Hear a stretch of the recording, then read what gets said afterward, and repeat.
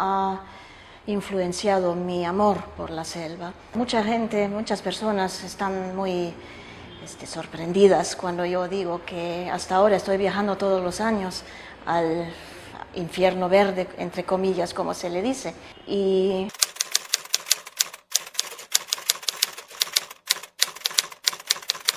Juliane Kopke, dia lahir pada tanggal 10 Oktober 1954 ya, juga dikenal setelah menikah dengan nama Juliane Diller. Dia adalah seorang ahli mamologi yang berkebangsaan Jerman dan Peru.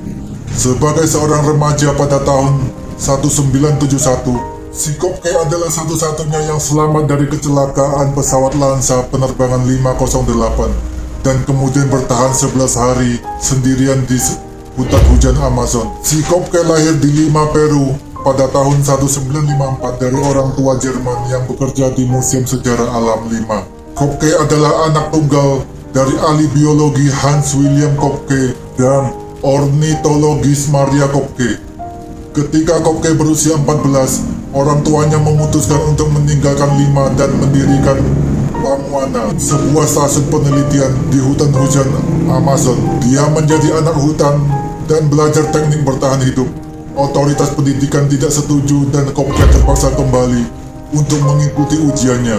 Dia lulus ujian dan lulus pada tanggal 23 Desember 1971. Pada awalnya, ibu Kopke, Maria, sedang bekerja di Lima. Ketika Kopke lulus dari sekolah menengah, Maria ingin kembali ke Pamuana pada 19 atau 20 Desember 1971. Tetapi Kopke ingin menghadiri upacara kelulusannya pada tanggal 22 Desember. Maria setuju dan mereka malah menjadwalkan penerbangan pada malam Natal dengan memesan tiket maskapai Lansa. Lansa memiliki reputasi buruk dan ayah Kopke, Hans Wilhelm, sebelumnya mendesak Maria untuk menghindari penerbangan dengan maskapai itu.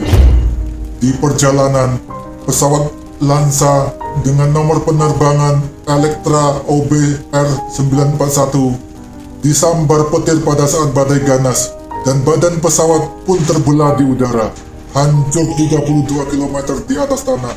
Si Kopke yang masih diikat di kursinya, dia terlempar dan jatuh ke tanah dengan tulang selangkang yang patah, luka di lengan kanannya dan mata kanannya bengkak.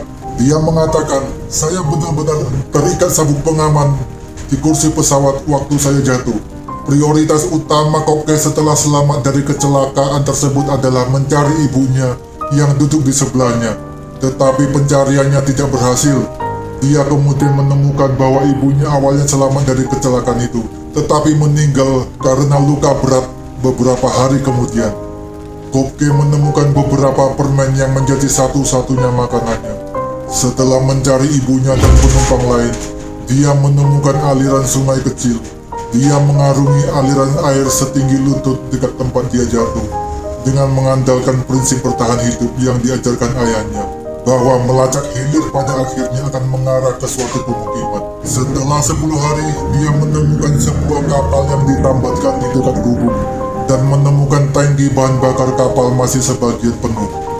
Kopke menuangkan bensin ke luka-lukanya dan berhasil mengeluarkan belatung dari luka di tangannya. Dia kemudian menceritakan usaha heroiknya pada hari itu.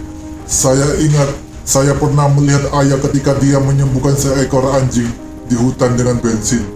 Saya mendapat bensin dan menuangkannya sendiri.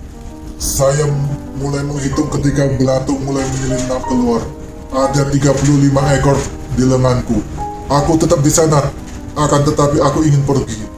Aku tidak ingin mengambil perahu karena aku tidak ingin mencurinya." Dikarenakan hari sudah gelap, si Kopke tidur di gubuk kecil, dan di pagi hari sekelompok kecil nelayan setempat menemukannya dan membawanya ke desa mereka. Hari berikutnya, seorang pilot lokal menawarkan diri untuk menerbangkan si Kopke ke rumah sakit di Pucallpa.